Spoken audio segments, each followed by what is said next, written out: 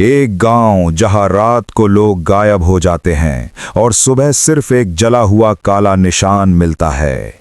आज मैं आपको सुनाऊंगा उस श्राप की कहानी जो एक टूटे मंदिर से शुरू हुई और पूरे गांव को निगल गई।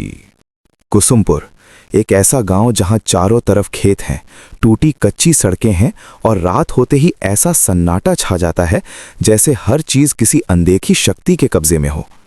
कुछ दिनों से यहाँ एक अजीब सिलसिला शुरू हुआ था। रात के अंधेरे में लोग एक एक करके गायब हो रहे थे। कोई आवाज नहीं, कोई निशान नहीं, बस सुबह जमीन पर एक काला जला हुआ दाग। वीरेंद्र शहर में रहता था। पिता की अचानक मौत के बाद उसे पुश्तैनी जमीन के कागज पूरे करने के लिए कुसुमपुर लाना पड़ा। शाम का वक्त था, आसमान में हल्की धुंध थी और सड़कें लगभग अंधेरी। ऑटो में बैठते ही ऑटो वाला बोला, साहब कोशिश करना रात को बाहर मत जाना। वीरेंद्र ने बाहर झांका तो सड़क किनारे कड़े पेड़ों के बीच से अजीब सी परछाइयां दिखती हैं। हल्की हवा में डालियां जैसे कुछ फुसफुसा रही हों।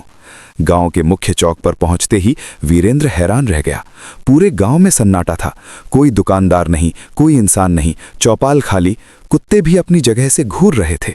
तभी उसकी बचपन की दोस्त मंजरी दिखती है, चेहरा थका हुआ, आंखें सुन्नी। वीरेंद्र, इतने सालों बाद? मंजरी, ये गांव में इतना सन्नाटा क्यों है? वीरेंद्र, हर रात यहाँ कोई ना कोई गायब हो जाता है। कोई आवाज नहीं, कोई निशान नहीं, बस सुबह जमीन पर एक काला दाग मिलता है, जैसे किसी ने उन्हें जला दिया हो। वीरेंद्र ने हंस के कहा, ये सब मनगढ़ंत बातें हैं मंजरी, गांव वाले डरवानी कहानियां बनाते हैं। अगर तुम इसे हल्के में लोगे तो शायद बाद में पछताओगे। रात गहरी होने लगी। वीरेंद्र पुराने घर के कमरे में बैठा था।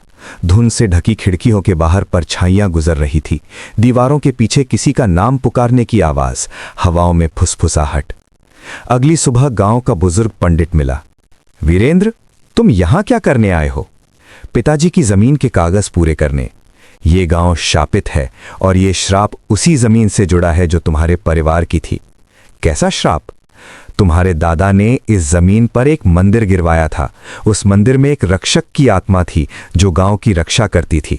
जब मंदिर टूट गया, आत्मा कैद हो गई। अब वो हर रात किसी इंसान की आत्मा खींचती है ताकि अपनी कैद से मुक्त हो सके।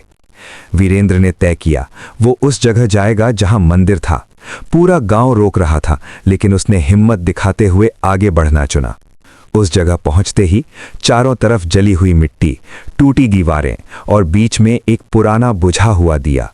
वीरेंद्र ने धीरे से दिया जलाया। जैसे ही लौ उठी, जमीन हिलने लगी, हवा में सिसकारियां गूंजने लगी। तभी मंजरी वहां पहुंची, लेकिन उसका चेहरा बदल चुका था, आंखों में एक शैतानी चमक। मंजरी इंसान नहीं थी, वो वही कैद आत्मा थी।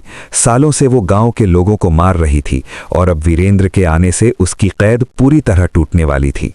मैं अब तुम्हें नहीं छोड़ूंगी। तुम्हें निगलने के बाद मैं श्राप से मुक्त हो जाऊंगी। नहीं, मुझे छोड़ दो। धुआं फैला। वीरेंद्र धीरे धीरे गायब हो गया। गांव में अब सिर्फ सन्नाटा था और हवा में हल्की सिसकारियां। सुबह अफवाह फैल गई।